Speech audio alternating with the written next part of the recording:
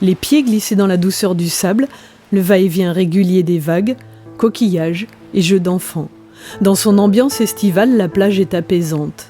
La mer ne laisse pas soupçonner la violence des tempêtes hivernales. Sur la même plage, à Cailleux-sur-Mer, quelques mois plus tôt, la force du vent poussait les vagues au-dessus du rempart de galets et l'eau se répandait dans les rues de la ville. C'était en janvier 2018. Avant l'alerte météo pendant la tempête, la barrière de galets était constamment rehaussée.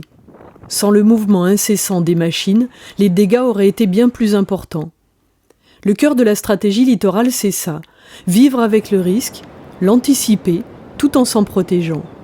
En France, les grandes lignes de la stratégie littorale sont fixées par l'État. La tâche est immense. Près d'un quart des côtes métropolitaines sont soumises à un phénomène d'érosion.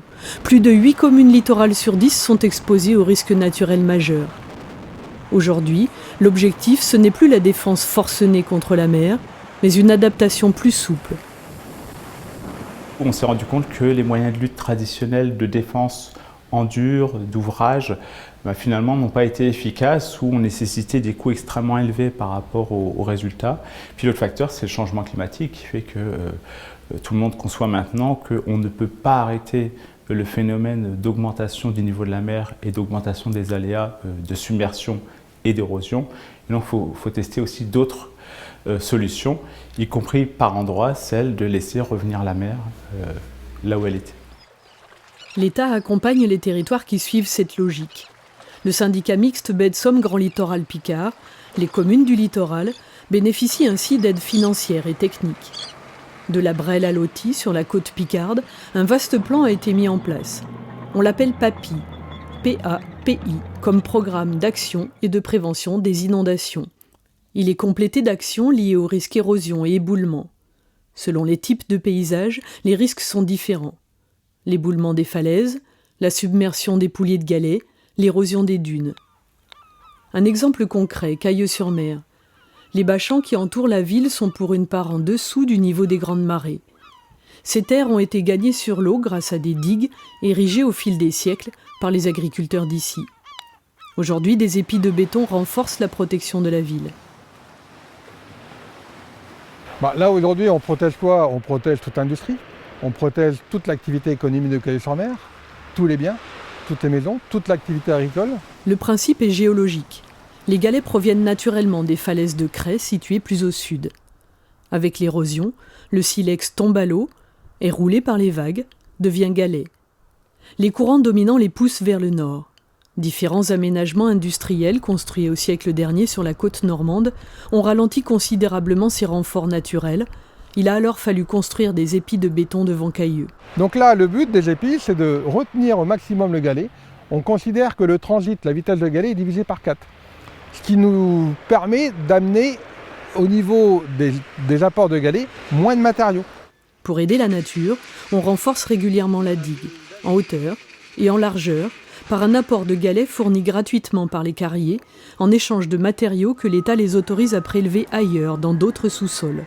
Un échange vertueux. Un renforcement constant, orchestré sur le terrain par l'association syndicale des bâchans. Il y a la culture du risque, ça on la connaît très bien, puis il y a cette culture d'anticipation. C'est-à-dire que dès on sent qu'il y a quelque chose qui va se passer, la météo, on a des alertes, donc on y vient voir. Alors en temps normal, on n'y vient pas. Ça vient aussi après des forts coefficients, du vent. Alors il y a plein de paramètres qui se mettent en place pour qu'on vienne sur place voir ce qui se passe. Paysage fabuleux, fragile et fluctuant, naturellement changeant, sans cesse redessiné par les vagues et les courants marins. Face aux falaises de craie, la mer est gourmande. La force des vagues et les infiltrations d'eau de pluie provoquent fissures et éboulements. À la pointe du Hourdel, la mer gagne du terrain. Marqueur emblématique, le blocos construit pendant la guerre est aujourd'hui loin de la terre ferme. Ailleurs, plus au nord, cette frontière incertaine est faite de sable et de dunes. Ici, au Crotoy, on vit un paradoxe. Quand le fond de la baie s'ensable, à l'inverse, la plage, celle dont raffolent les estivants, s'érode. Alors, pour y retenir le sable, des épis de bois discrets ont été implantés.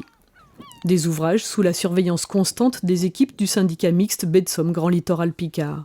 Donc ce que l'on réalise régulièrement, c'est des constats de visite où avec un téléphone portable pour prendre des photos ou un appareil photo ou un GPS pour prendre des points de géomètre. On regarde l'évolution de leurs traits de côte, de leurs ouvrages, on réalise un rapport. Ce rapport est envoyé au service de l'État et aux communes et en fonction des problématiques que l'on voit, on prend des décisions pour soit faire des préconisations de travaux à destination des services techniques des communes ou alors faire des marchés publics de travaux pour réparer au plus vite les soucis. Sur la plage de Quin, un autre dispositif a été installé. Baptisé Écoplage, c'est un système de drainage qui facilite l'écoulement des eaux et ralentit l'érosion. Des travaux d'entretien sont régulièrement engagés, accompagnés d'un suivi scientifique rigoureux. Sur les rives de l'Authie, la digue de protection des terres basses a été relevée à l'automne 2018. Comme tous les ouvrages de protection contre la mer, celui-ci nécessite un entretien régulier et coûteux. L'État envisage aussi l'aménagement du territoire à l'échelle d'un siècle et tient compte d'événements climatiques exceptionnels qui pourraient mettre en péril paysages, hommes et biens. Des projections numériques permettent d'envisager le périmètre d'inondation d'une tempête centennale. Digues, enrochements, épis, le système d'endiguement et de protection du littoral est en constante amélioration. Il a pour but de prévenir le risque et le limiter au maximum. La stratégie littorale Brel-Somme-Authie comporte 114 actions réalisées, en cours ou à venir. Un investissement de 30 millions d'euros. De retour au sud de la baie de Somme, sur les hauteurs d'Olt. Une digue, des enrochements, protègent le pied de la falaise de la morsure des vagues. Une casquette en béton a été construite dans les années 80 pour solidifier le sommet. Des ouvrages qui ont durablement endetté la ville. Pour l'avenir, plusieurs axes se dessinent. Continuer d'entretenir les ouvrages existants, réduire les risques d'éboulement, canaliser le ruissellement qui entame la falaise, et progressivement limiter la circulation des véhicules en zone fragile pour la réaménager en promenade. Une résilience pour mieux s'adapter aux risques. Cet espace public, il doit être conçu pour être résilient et pour pouvoir se transformer pratiquement quotidiennement à ces évolutions du terrain sans remettre en cause ni la stabilité, ni la qualité visuelle, je dirais, des aménagements. Donc ça passe par des matériaux adaptés qui pourront casser localement, faire en sorte qu'ils cassent à l'endroit où ça bouge, sans que le reste de la structure évolue ou soit remise en question. Et puis des matériaux qui permettront des interventions ponctuelles d'entretien des services communaux, encore une fois, aux endroits du symptôme, à l'endroit du symptôme et de l'événement, sans qu'on doive intervenir sur l'ensemble de la chaussée. À plus long terme, un projet d'aménagement porté par le syndicat mixte Baie de Somme est engagé au Moulinet sur les hauteurs de la ville, à distance raisonnable des falaises. On y trouvera un centre culturel, un pôle touristique, des logements. Parce qu'accepter le risque et le prendre en compte n'empêche ni l'ambition, ni l'amélioration du cadre de vie des habitants. À Cailleux-sur-Mer, le projet d'aménagement du boulevard maritime a été pensé dans le même esprit. Adapter matériaux et infrastructures au risque de submersion, tout en offrant un cadre de vie agréable aux habitants et aux visiteurs. La première chose qui a été faite, c'est justement une étude de circulation, de fréquentation et de stationnement, qui a prouvé que 70% des gens qui venaient à Cailleux se déplaçaient à pied, et qui a également prouvé que dans la partie vélo, c'est les autres 30% des personnes qui se déplacent en mode doux. Ça veut dire que quand on vient à Cailleux, on pose sa voiture et on pratique Cailleux à pied. Donc l'idée étant de dire, si on pose sa voiture, autant ne pas la poser sur le lieu de vitrine, mais prendre la peine d'aller la poser un peu plus loin pour pouvoir profiter sereinement des espaces du bord de mer et des espaces naturels. Avec des outils pédagogiques clairs et adaptés au plus grand nombre, des actions de sensibilisation du public sont organisées pour développer auprès des jeunes générations, des visiteurs ou des habitants nouvellement arrivés sur la côte, une connaissance des dangers du littoral.